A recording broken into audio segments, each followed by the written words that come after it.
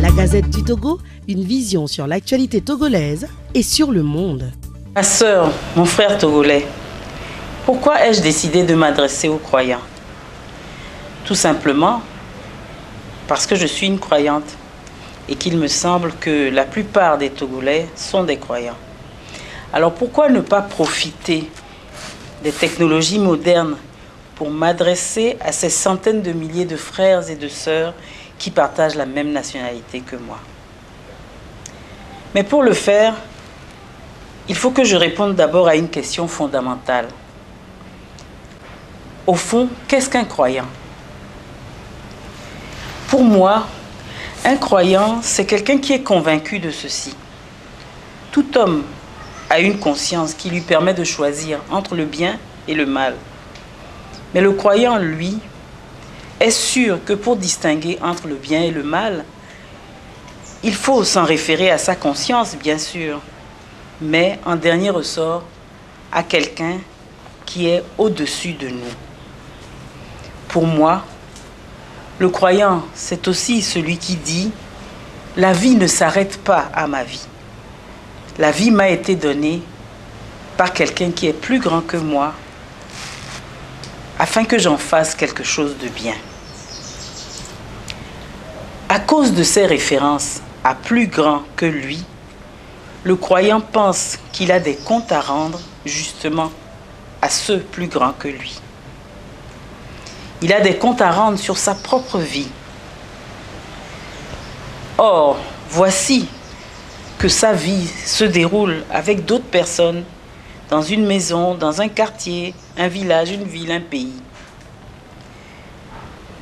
Ce que fait le croyant a une influence sur beaucoup de personnes. Le croyant a par conséquent des responsabilités vis-à-vis de ces personnes avec lesquelles il constitue une famille et au sens le plus large, une cité. Dans chacune de nos religions, on nous parle certainement de tout cela. Mais moi, je voudrais insister sur ce que nous avons en commun, nous croyants de diverses religions, ce qui nous réunit. Je voudrais surtout parler du point de vue d'un fidèle et non d'un responsable religieux. Dans ce sens, mes propos ne constituent pas un enseignement. C'est un partage de ce que je ressens, de ce que je vis comme croyante à propos de notre quotidien de citoyens togolais.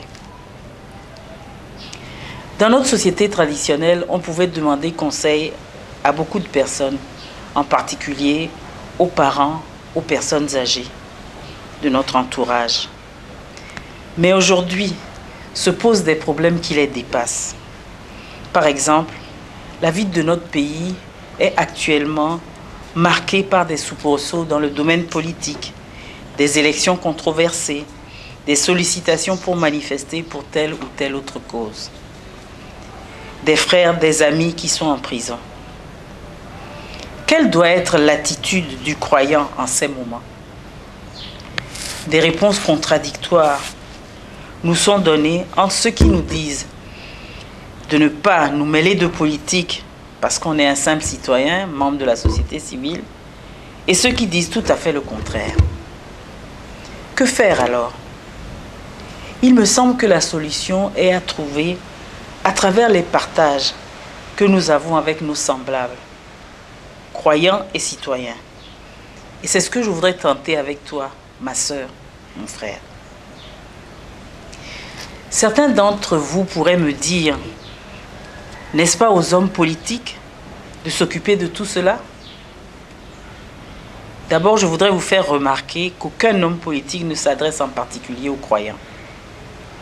Il s'adresse aux potentiels électeurs, que sont les citoyens. C'est normal, car ils doivent parler à tout le monde sans distinction. Eux qui, de façon normale encore, sont d'abord préoccupés par la conquête du pouvoir. Ce n'est donc pas aux hommes politiques de nous indiquer ce que nous devons faire dans la cité en tant que croyants. Alors, à nous-mêmes de le trouver. Et cela parce que nous, croyants, nous sommes persuadés que là où nous sommes, nous n'avons pas été placés par hasard.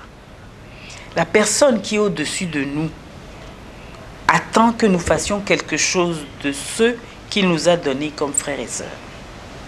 Ceux de notre famille, époux, épouses, père et mère, enfants, frères et sœurs, oncles, tantes, grands-parents, etc. Ceux qu'il nous a donnés, c'est aussi ceux qui partagent la même foi que nous. Nous devons bien sûr nous donner du mal pour eux aussi. Mais ne crois-tu pas, ma sœur, mon frère, que celui qui est au-dessus de nous nous a aussi confié nos voisins de quartier, de village, nos voisins dans la ville, nos voisins dans le pays? Ne nous a-t-il pas aussi donné tous ceux avec qui nous partageons le même travail? Nous devons donc nous occuper du quotidien de tout cela en partageant avec eux nos biens, mais aussi en faisant tout pour que nos comportements contribuent à leur bonheur.